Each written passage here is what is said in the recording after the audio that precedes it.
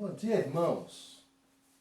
Mais um domingo na presença do Senhor, como escola bíblica dominical para estudarmos a palavra de Deus. E essa oportunidade é uma oportunidade ímpar, né? Não devemos perder por hipótese alguma, né? E a IBD tem o seu papel, né, de ensinar, preparar, trazer o conhecimento da palavra de Deus para todos aqueles que têm interesse, seus alunos, né, a membresia da igreja, os visitantes, todas as pessoas que se interessar. A IBD está sempre de portas abertas para o ensino da palavra, né? Não precisa nem ser membro da igreja para aprender a palavra de Deus. Basta ter o interesse e participar conosco desse momento. E hoje, dia 7/11/2021, nós vamos avançar no nosso currículo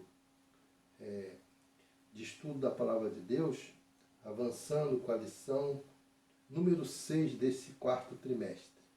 A lição tem o título Visão do Estabelecimento do Reino do Messias.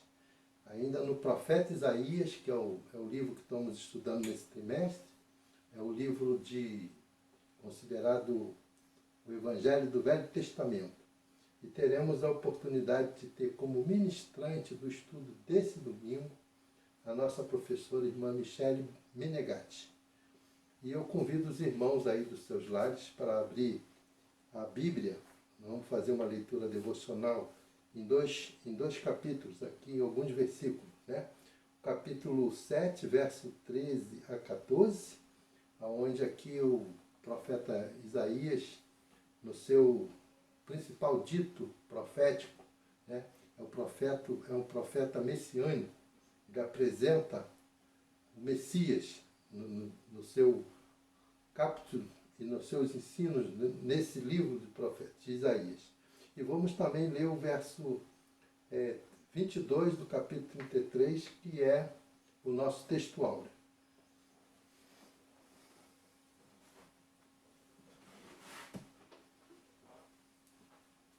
Vamos ler primeiro o nosso textual, que diz, verso 22 do capítulo 33, porque o Senhor é o nosso juiz, o Senhor é o nosso legislador, o Senhor é o nosso rei, ele nos salvará. Agora lá no capítulo 7, vamos ler os versos 13 e 14, que é a promessa messiânica que Isaías vai fazer aqui. Diz assim o verso 13: Então disse Isaías, ouvi agora, ó casa de Davi, poucos vos é afadigar de os homens, quer ainda afadigares também ao meu Deus? Portanto, o Senhor mesmo vos dará um sinal, eis que uma virgem conceberá e dará à luz a um filho, e esse será e será o seu nome Emanuel. Que Deus abençoe a sua palavra, lida aos nossos corações.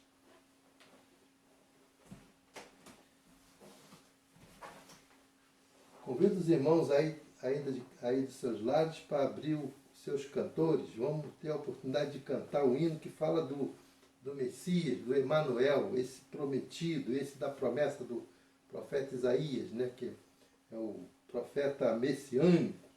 E o título do hino que a gente vai cantar é o hino 59 do cantor cristão, que tem o título Saudai Emanuel. Vamos cantar a primeira e segunda estrofe nessa abertura. Vamos ter o acompanhamento da nossa pianista irmã Lúcia Maria, e depois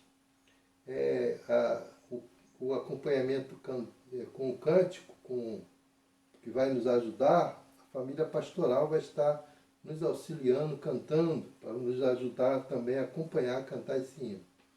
Depois que cantarmos essas duas estrofes, vamos ter uma oração intercessória, que vai ser proferida pelo nosso aluno da IBD, irmão Manuel Eiras.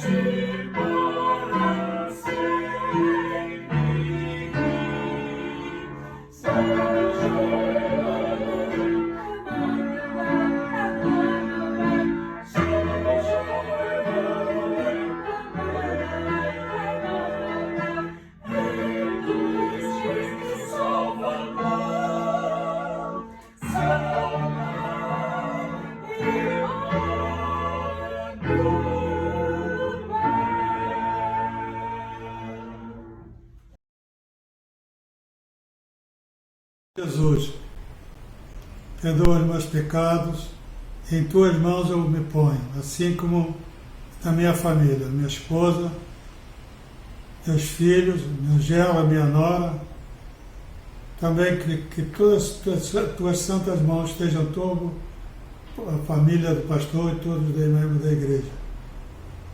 Que aqueles que estão doentes, que tu os cures. Senhor, que aqueles que estão com problemas financeiros, com desemprego, acolhe eles. Porque sei que se estivermos nas tuas santas mãos, tu nos proteges. Senhor, agora que vamos iniciar a escola dominical, nós aprendemos da tua palavra, que ela realmente nos capacita mais, temos mais conhecimentos.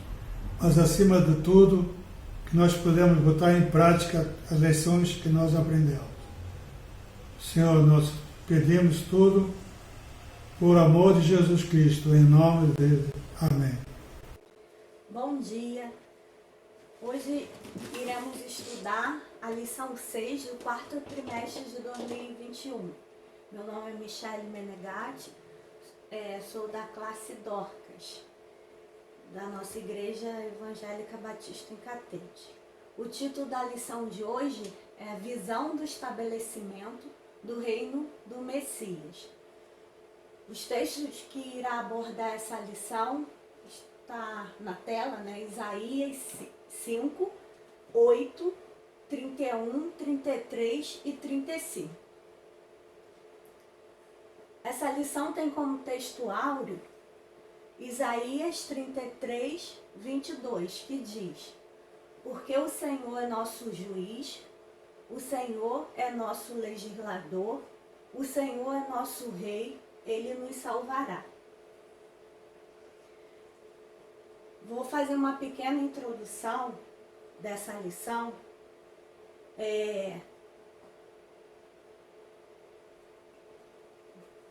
Nesta lição, apresentaremos marcas importantes de uma vida na total dependência do Senhor. Por meio dessa experiência, o profeta Isaías, ele vai relatar algumas coisas, né, que aconteceram com o povo de Deus no contexto desses capítulos que a gente iremos estudar. No capítulo 5, eu vou começar lendo um texto bíblico, dos versos 1 a 6, que diz assim, começa com a parábola da vinha e sua aplicação. Ora, seja-me permitido cantar para o meu bem-amado uma canção de amor a respeito da sua vinha. Meu amado possuía uma vinha no outreiro fertilíssimo e, revolvendo-a com enxada, limpando-a das pedras, plantou de excelentes vides e edificou no meio de uma torre. E também construiu nela um lugar e esperava que desse uvas, mas as uvas deu bravas. Agora, pois, ó moradores de Jerusalém e homens de Judá, julgai vos peço, entre mim e a minha vinde, que mais se podia fazer a minha vinha, que eu não tinha feito. E porque, esperando eu desse uvas, veio produzir uvas bravas. Agora, pois, vos farei saber que eu hei de fazer minha vinha. Tirarei a sua sebe e será devorada, derrubarei a sua parede e será pisada, e tornarei em deserto. Não será dada nem cavada, mas crescerão nela sarças e espinheiro. E as nuvens darei ordem que não derrame chuva sobre ela. Esse texto, a gente vê que o profeta conta uma parábola de um homem que plantou uma vinha e planejou que tudo de bom para ela. Contudo, essa vinha não deu bons frutos. No verso 10, a gente vê que o Senhor Deus, ele diz: pois a vinha do Senhor dos Exércitos é a casa de Israel, e os homens de Judá são a planta de suas delícias. E esperou que exercessem juízo, mas eis que derramamento de sangue, justiça, e eis aqui clamor. A gente viu, né, que o texto começa, né, contando essa parábola, e logo depois dessa ilustração, o Senhor, ele explica, né, a partir do verso 7, que essa vinha aí representava o povo de Israel, que é o povo do sul, Judá, e ele esperava que esse povo desse bons frutos. Planejou que esse povo fosse um exemplo de justiça, de verdade, de amor e compaixão. Mas isso não aconteceu. Seguindo, a gente vai ver ainda nesse capítulo esses ais proféticos que Isaías vem nos apresentar nesta lição, constituem expressões de advertência de Deus contra o pecado do povo e a conduta desviada do povo hebreu em relação à vontade de Deus. Então vamos ler aí no texto bíblico. Vou ler cada texto e após ler eu vou explicar, né, cada texto. Isaías 5, verso 8 e 9 diz: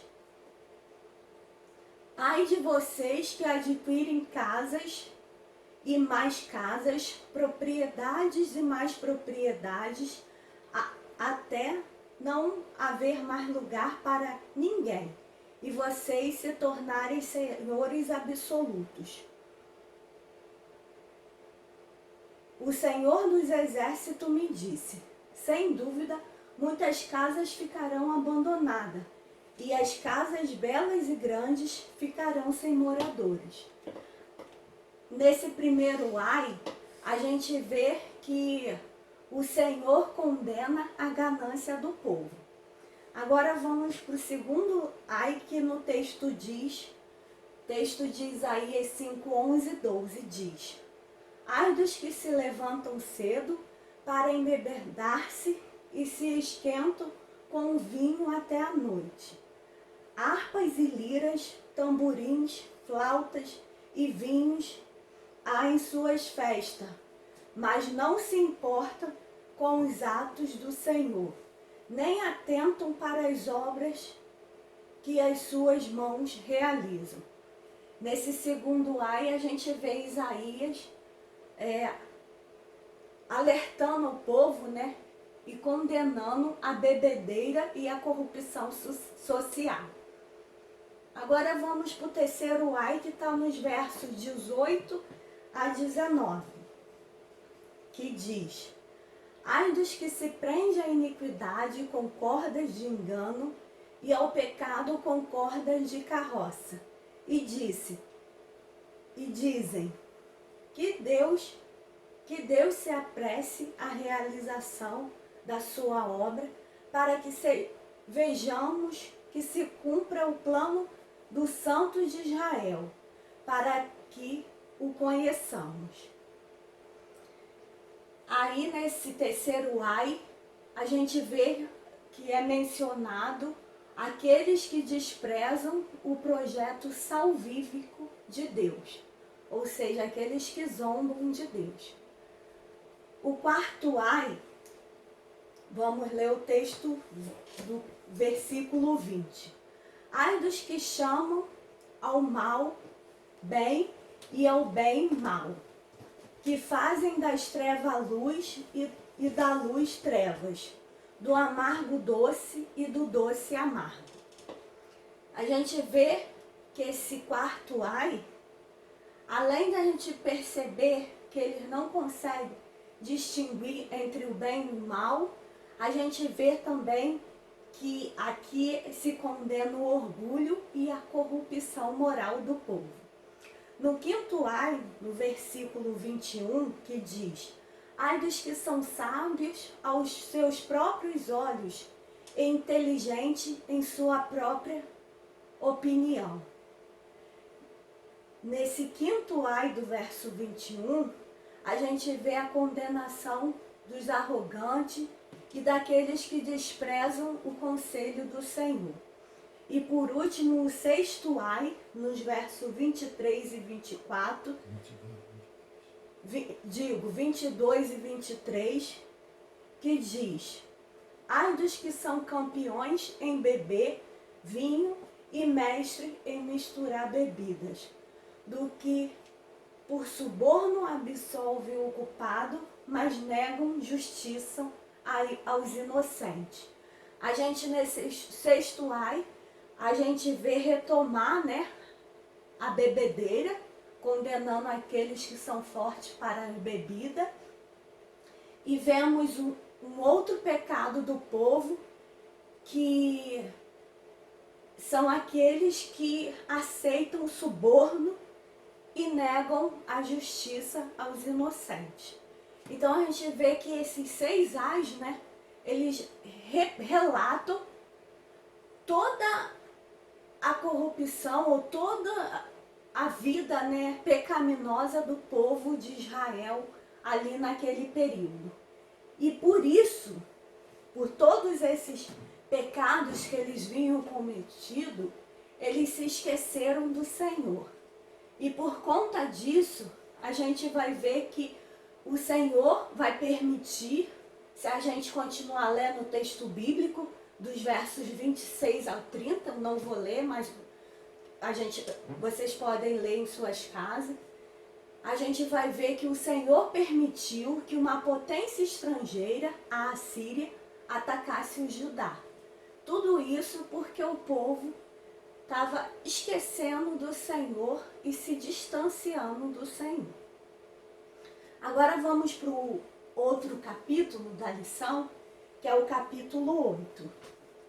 O capítulo 8 a gente vai começar lendo os primeiros 4 versículos para depois comentarmos. Leiamos. Isaías 8, de 1 a 4.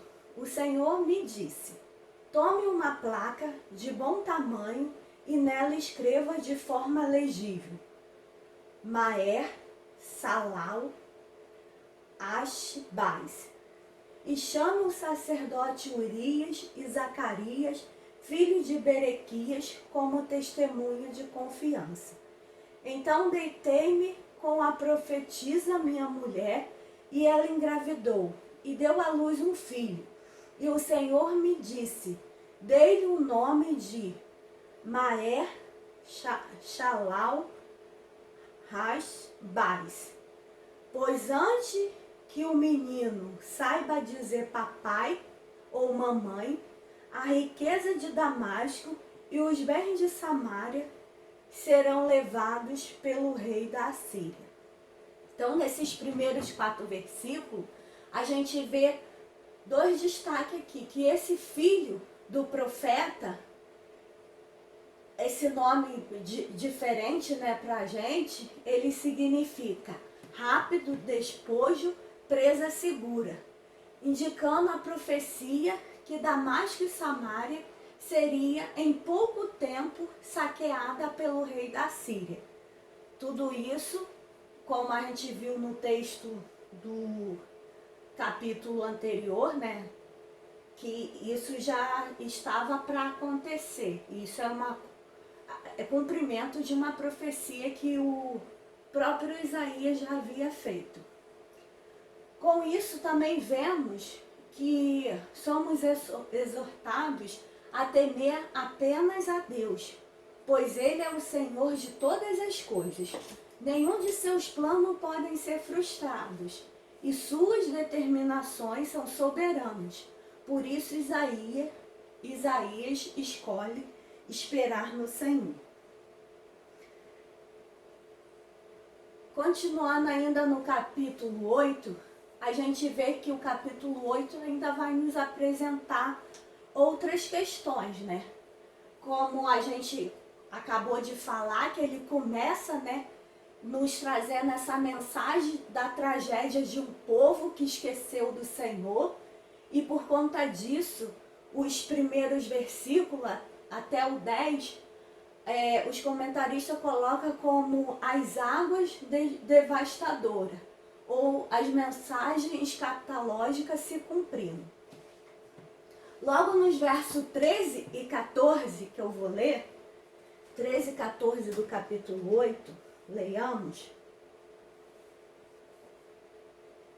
O verso 13 diz: ao Senhor dos exércitos é que vocês devem considerar santo, a Ele é que vocês devem temer, dele é que vocês devem ter pavor. No verso 14 diz: para que os 2 reinos de Israel, ele será um santuário, mas também uma pedra de tropeço, uma rocha que faz cair. E para os habitantes de Jerusalém, ele será uma armadilha e um laço. Então a gente vê que nesse versículo 13, a palavra de Deus diz que o Senhor é que deve ser temido e não os seus inimigos. Ainda no verso 13, a gente vê a mensagem de que o povo deve ter a palavra de Deus como uma regra de fé e orientação para as suas vidas. Já no versículo 14, a gente vê que Jesus ele é apresentado. A gente já vê aqui no texto de Isaías, um texto de profecia, né, da vinda de Jesus. Quando ele fala dessa rocha de escândalo, pedra de tropeço, quando ele fala do santuário, tudo ele está se referindo a Jesus. E a gente pode confirmar isso tanto no texto de Romanos 9:33, como em 1 Pedro 2, de 6 a 8. Eu vou ler aqui o texto de 1 Pedro 2, de 6 a 8, que nos diz.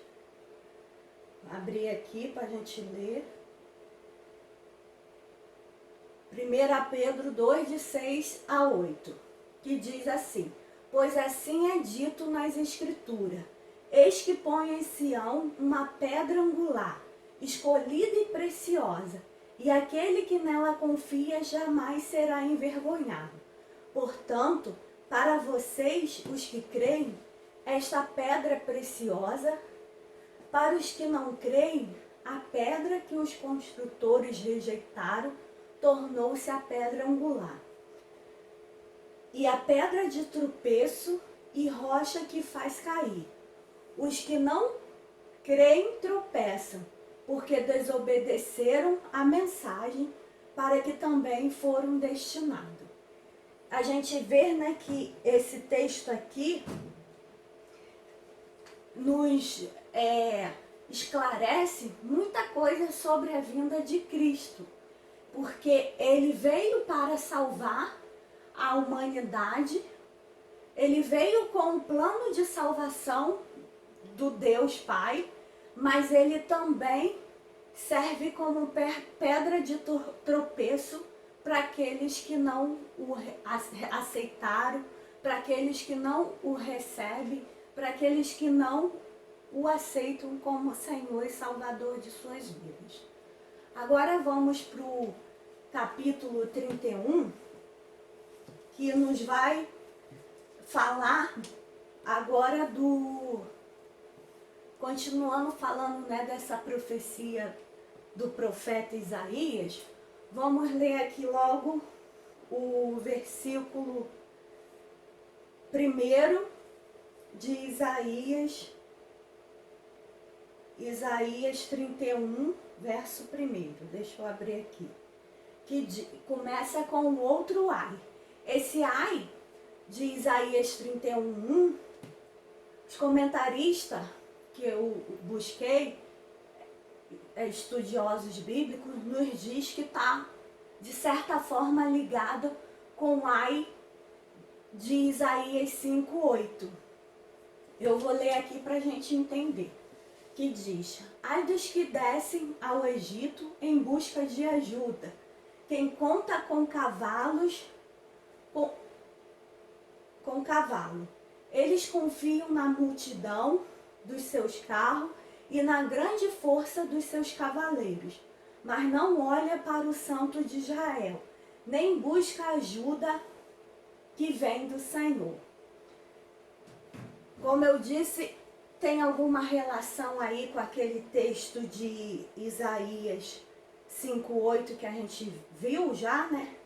Porque o povo aqui, ele estava se afastando do Senhor, esquecendo de que era necessário depender do Senhor e estar próximo do Senhor para que o Senhor estivesse caminhando com eles. Uma vez que o povo decide depositar sua confiança em outras coisas, não no Senhor, a gente vê, né, que ele o povo está indo para um caminho de distanciamento e está esquecendo, inclusive, na orientação que o salmista, né, o Salmo de Davi, no verso 28, que nos diz que o Salmo de Davi, no verso Salmo de Davi 27, verso 7 diz: alguns confiam em carro, outros em cavalos, mas nós confiamos no nome do nosso Deus. E a gente sabe que a todo momento a mensagem profética que Isaías quer passar e exortar o povo é que o povo tem que voltar a confiar no Senhor. Mas a gente vê também que durante essa profecia o povo vai ter que sofrer muito, né, no cativeiro, até que eles voltem a lembrar do Senhor, volte a buscar o Senhor. E a gente vê também que mesmo que tenha a grande maioria do povo afastado, a gente vai sempre ver que tem um remanescente fiel. Tem alguns que vão permanecer fiel.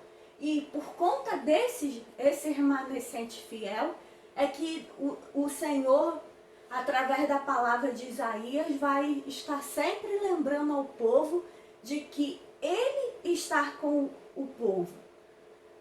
Então a gente vai ver que em diversos momentos a gente vai ter essa mensagem do profeta. Vemos também que essa confiança para muitos é irracional. Essa confiança, né, de depositar tudo no Senhor. Mas a história do agir de Deus no povo de Israel, né, nos garante que nele podemos confiar. Deus nos garante que seremos eternamente objeto de seu cuidado. Podemos ler aí no verso 5 do capítulo 31, que eu vou ler aqui para os irmãos. Como as aves dão proteção aos filhotes com as suas asas, o Senhor dos Exércitos protegerá Jerusalém.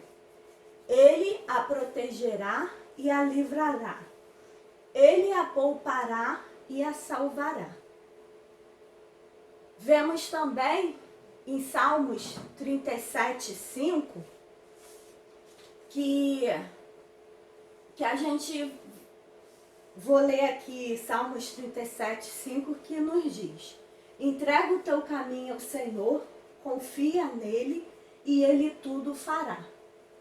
Essa mensagem, né, nos traz à mente que vale a pena confiar no Senhor.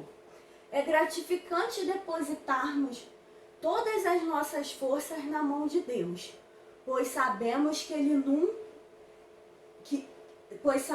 que nunca seremos frustrados, porque nós temos um Deus que é zeloso, cuidadoso, e Ele mesmo nos garante, né, que estará cuidando de seu povo em toda a história.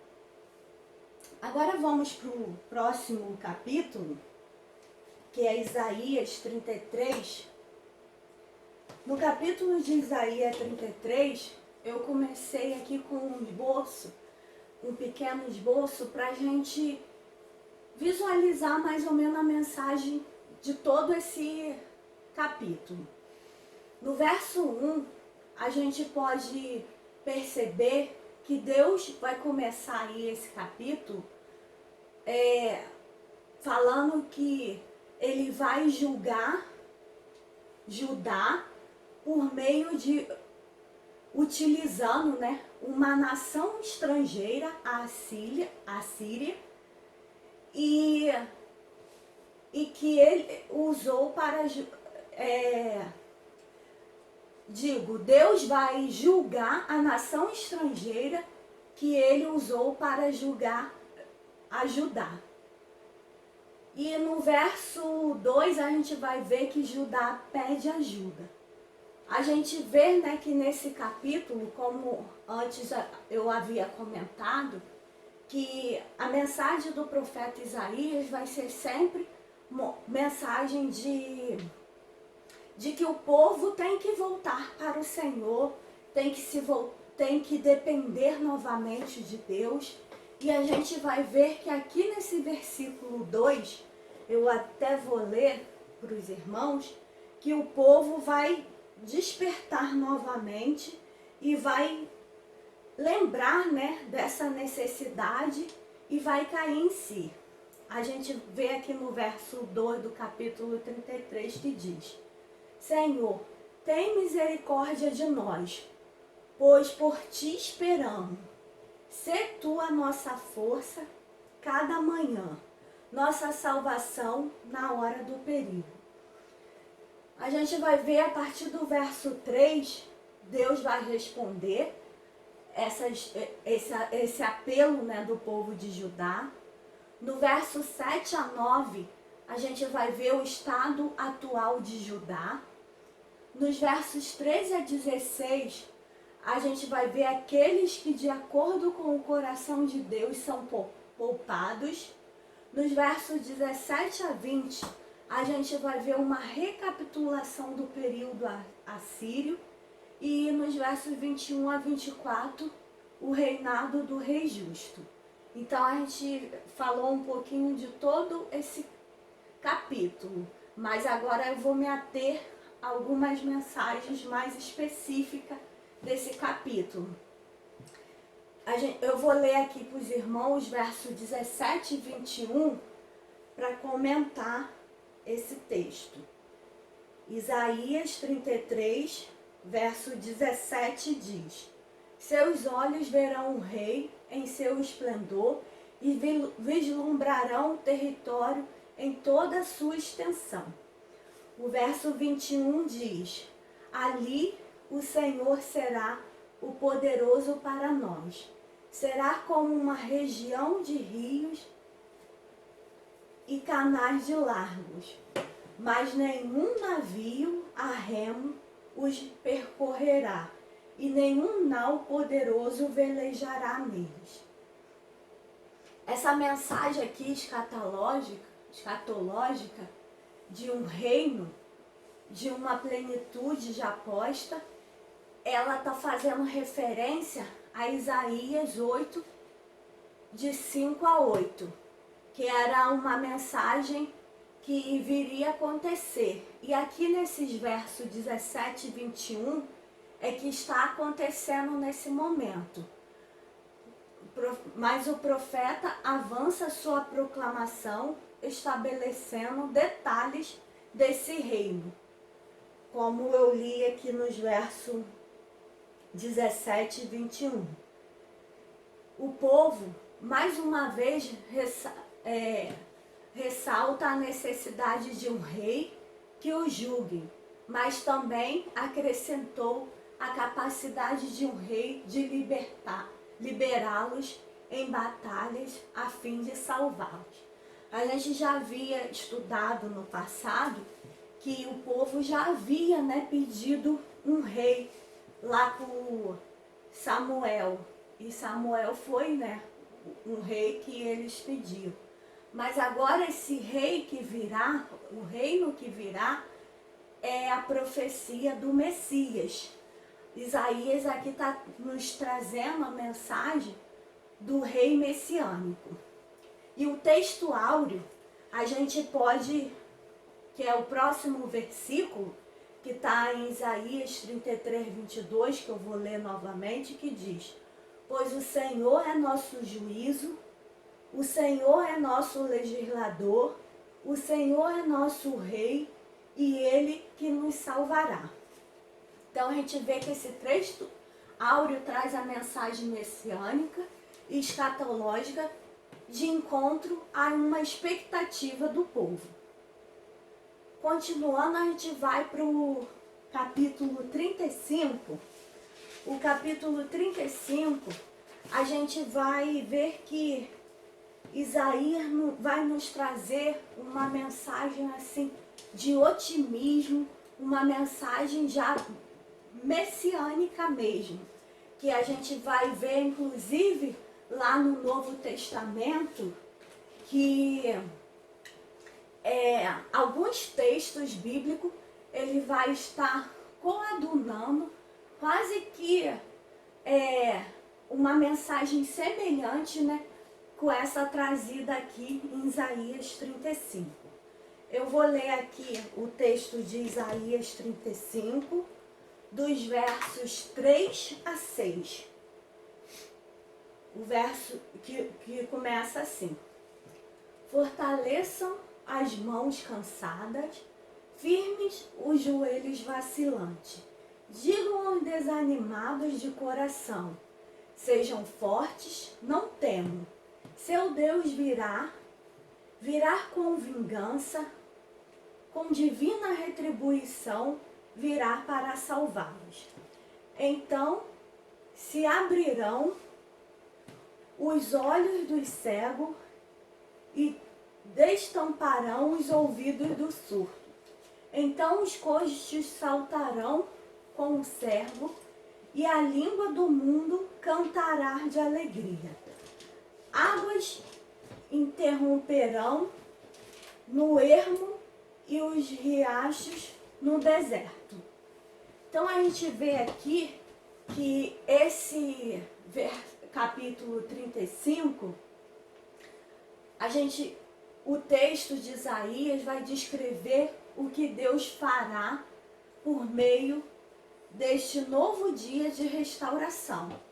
E essa mensagem aqui é uma mensagem messiânica. Esse novo dia de restauração é a vinda de Cristo.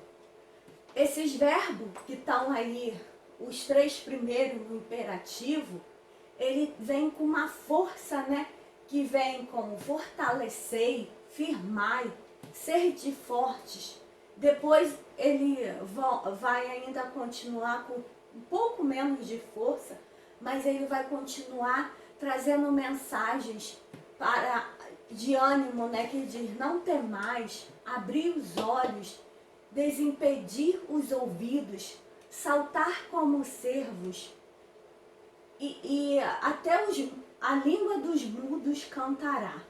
Tudo mensagem, né, que a gente vai ver com a vinda de Cristo. Cristo veio em seu ministério para libertar o povo, para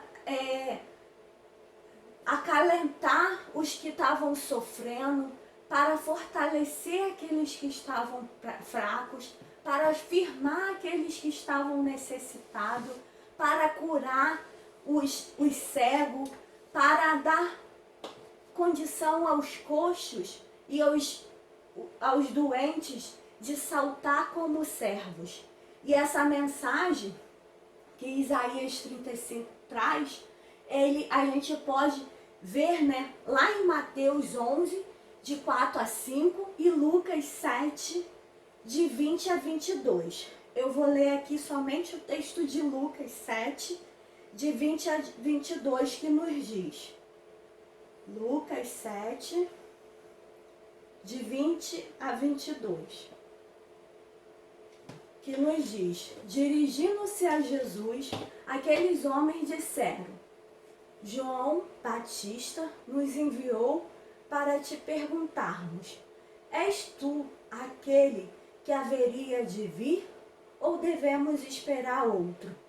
Naquele momento, Jesus curou muitos que tinham males, doenças graves e espíritos malignos, e concedeu visão a muitos que eram cegos. Então ele respondeu aos mensageiros: voltem e anunciem a João o que vocês viram e ouviram. Os cegos veem, os aleijados andam, os leprosos são purificados, os surdos ouvem, os mortos são ressuscitados, as boas novas são pregadas aos pobres. Então a gente vê aqui, né, essa mensagem maravilhosa que o próprio Cristo mandou, né, que levasse a João Batista. E a gente já está quase encerrando a nossa lição. Vamos agora para as considerações finais. Aqui nessas considerações finais, a gente vai fazer um breve relato de Isaías, lá do primeiro capítulo que a gente estudou nessa lição, dos 5 ais de Isaías, né? Essa mensagem chegou até a nós para servir de horizonte de conduta, tendo na palavra de Deus a nossa referência moral e ética no tocante às questões do cotidiano. e que o Senhor nos ajude a manter uma vida de equilíbrio e obediência a Ele. Lembrando que a grande mensagem de hoje, né, que Isaías nos traz, é a viver na dependência do Senhor. O próximo tópico nos diz que confiemos nessa promessa, descansemos no Senhor, na certeza de que um dia ouviremos do Senhor. Vinde, benditos do meu Pai, possuí por herança o reino que vos está preparado desde a fundação do mundo. Esse texto está em Mateus 25:34. Encerramos assim essa lição de hoje. Obrigada. Nesse encerramento, gostaríamos de comunicar a todos que teremos um encontro interativo às 18 horas no Zoom, né? Vamos ter a oportunidade de ir ali na sala, todos que participarem, chegarem, tirar dúvida, fazer perguntas, trocar experiência, fazer aquele compartilhamento da lição que estudamos nessa manhã. E não percam, hoje às 18 horas, através do Zoom, né? Vai ser colocado o link lá na hora, os irmãos estejam atentos, é só entrar no link que vai estar compartilhando com todos, professor, os outros professores, o aluno. É um grupo muito bom, expressivo, e muita gente também vai acompanhar pelo YouTube, né? Então essa oportunidade também é muito boa. E então fica feito o convite para esse encontro. Convido os irmãos aí para abrir seus cantores no hino 59, cantor cristão. Cantamos a primeira e segunda estrofe na abertura, agora vamos cantar a terceira estrofe. Saudai Emanuel.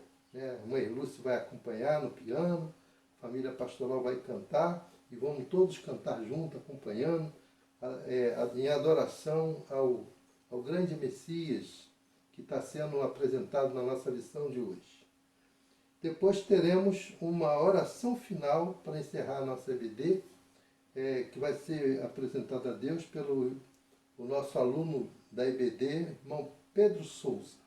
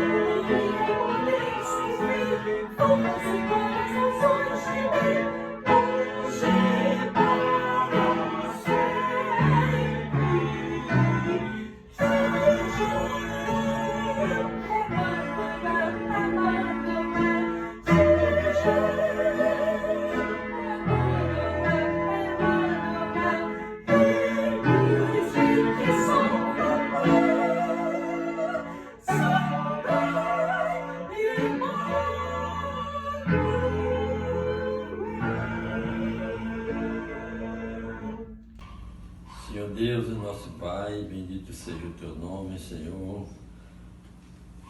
Dando aqui nesse momento que estamos, Senhor, para uma oração para louvar o Teu santo nome, Pai. Que só a Ti é merecedor, meu Pai. Que o Senhor nos abençoe, que abençoe os nossos irmãos de lá da igreja, o pastor da igreja, o irmão Elias com a família dele, e todos da igreja, da escola dominical, Senhor, os alunos, a professora. Senhor Deus, perdoe nossos pecados, Senhor. Dá-nos a tua bênção e a tua misericórdia, Pai. Porque o Senhor é o único Deus que podemos confiar, porque o Senhor é um Deus bondoso, misericordioso e cheio de bondade para nos abençoar, nos proteger e livrar de todo mal, Senhor. Louvado seja o teu santo nome. É em nome santo do teu Filho amado Jesus Cristo que nós fazemos essa oração para te agradecer as bênçãos que o Senhor tem nos dado, Senhor. O Senhor abençoe todas as famílias que estão lutando também nesse momento, Senhor, com essa doença que ela está assolando o mundo inteiro, Pai. Mas o Senhor sabe o coração de todos, Senhor, e o Senhor está presente em todos os lugares. Por isso nós te louvamos, nós te agradecemos por tudo, Senhor. É em nome do teu Filho amado Jesus Cristo que eu te agradeço humildemente, te pedindo perdão dos nossos pecados, Pai. Louvado seja.